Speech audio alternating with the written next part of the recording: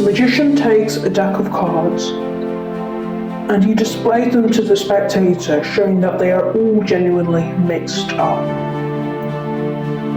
The spectator agrees, and the magician takes the cards and he asks the spectator to choose a card. In this case, the spectator picks out a card, and in this case, it is the 2 of diamonds.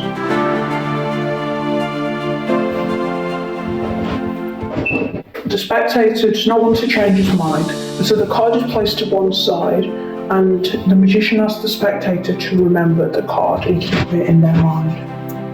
The magician then says that he's going to deal down small packets of cards off the deck, and he wants the spectator to say stop, and then take his card and place it on top of that pile. Then place the other pile on top, and then square up the deck. At the moment, everything is clean and fair. The spectator says stop here, and the magician places the rest of the pack on top, gives it to the spectator. The spectator squares up the pack. Everything is clean and fair. Now he taps the cards and says that a red card will appear. And surprisingly, a red card appears. The magician says that this isn't any red card. This is actually the spectator's card. And to the spectator's utter astonishment, it is their card, and the spectator entirely freaks out. The card is then placed to the side, and the magician asks the spectator to remember what this card was. He says that he's going to perform the trick one more time for them, and he says that he wants the spectator to cut the deck into roundabouts 4 equal piles. So the spectator takes the cards and cuts them into roundabouts 4 equal piles. The magician then asks the spectator to point to one pile. The spectator points to one pile, and he asks the spectator to do it again. He then says that he's going to take the pile which the spectator pointed to and place it upon the other pile which the spectator pointed to. And so the magician asks the spectator to do the same thing. And so they do the same thing again until there's 2 piles left. Then the magician takes that pile and places it on top of the other pile. Everything is clean and fair. The magician then says that had you picked any other pile at any other different time, there would be a entirely different bottom. The spectator agreed. And in this case, the spectator's card is the 8 of hearts, but the magician would not know this, of course. The spectator looks at his card and memorises it.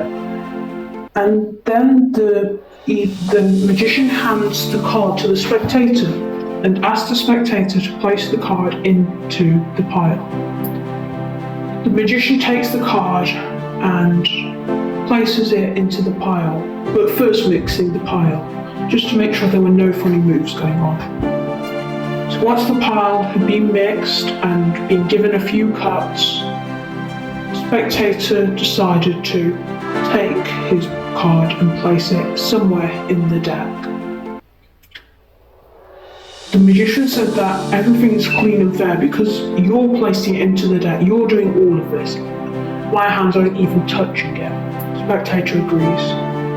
The magician then takes the pile, he squares it up and says that what he's going to do is he's going to do what he did before and make a red card come. But to the magician's astonishment, there is no red card. He says, look, I'm going to try it again. But there is no red card. At this point, the spectator thinks that the magician has got this wrong. But the magician then takes his hand and he turns over the other red card. And he says, look, there's only one red card in the deck, and now it's transformed to your card. The spectator is astonished, and the red card is placed somewhere back into the deck. The spectator is astonished. So, This trick requires a small setup, but as you can see, it's entirely worth it. Could get such great reactions and blow people's minds. So for this trick, you need two cards, which are the same suit, same clothes, same everything, but its back has to be a different colour. So in this case, we're using the 8 of hearts. So they're both the same, but on the backs, they're two different colours. And then what you do is, you take the card, the blue. If you have a blue bicycle deck, you will take the blue bicycle card and place it underneath the blue bicycle deck. And then you take the red bicycle card and place it on top of the other blue bicycle card. But if you had a red bicycle deck, which some people do, then you would take the red bicycle card and place on there, and then take the blue bicycle card and place it at the bottom. So basically, the different coloured card to the actual deck itself would be at the bottom of the deck. The magician then obviously will take the cards and he will display them to the spectator, but he has to make sure that he doesn't flash that last card. Because if he flashes those two cards next to each other, the spectator will immediately react. So when you do this, apply very, very little pressure when you come to the end of you displaying the cards, so that it will not show. And then if you want to, you can just take the cards, give them a riffle shuffle, but basically you take the bottom pack with the two 8s underneath it, then you first begin to let a few cards of that drop, and then you just normally mix it up. And then obviously the 8s will still be on the bottom of the deck. You don't have to do this, but I really like the illusion because it gives the illusion that it's even being mixed up even more. And then all you have to do is take the deck and spread it out. Make sure when you spread out not to, actually just don't spread out the cards, because that was my mistake when I did it as a beginner, because you will be able to see the last red card. Instead, just spread the cards in your hand and ask the spectator to choose a card. In this case, it'd be the Jack of Spades. You wouldn't know this as a magician, and the card would be unknown to you. You then cut off small packs of cards and ask the spectator to place his card on top. In this case, the spectator says stop here, places the card on top, then the other pile with the two 8s on is going to be placed on top.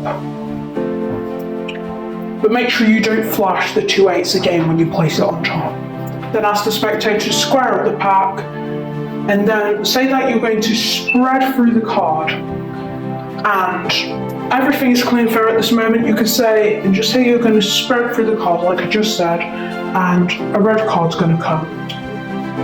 Now, sometimes this will happen where you don't see your red card, and at this point you probably have to go through, but then you can always just pretend you've got the trick wrong and then spread through, and then magically a red card appears, which is sometimes what I like to do.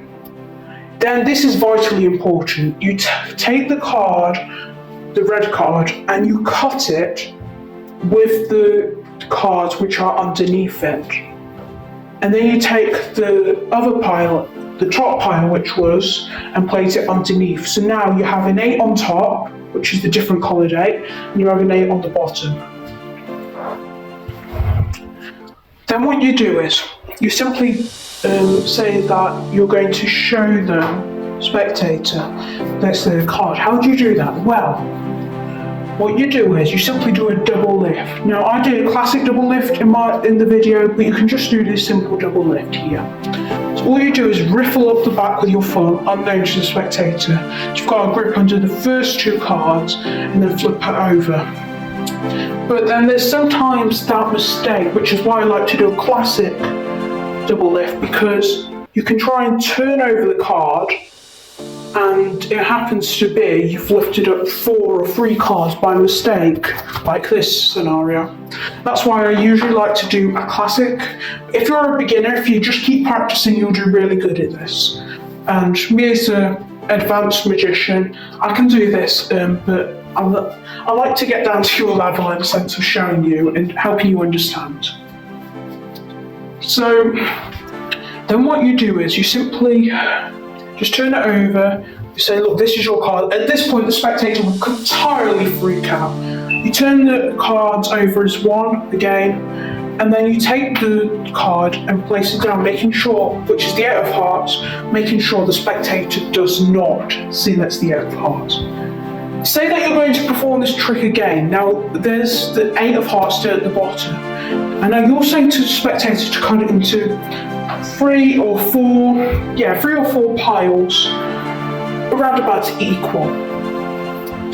And then you'll say to the spectator to pick or point at a pile, and you ask him to point another pile. Now, the problem with this is, which I'll probably get in the comments, would be, what if he picked the pile with the 8 underneath and placed it on top of the other pile?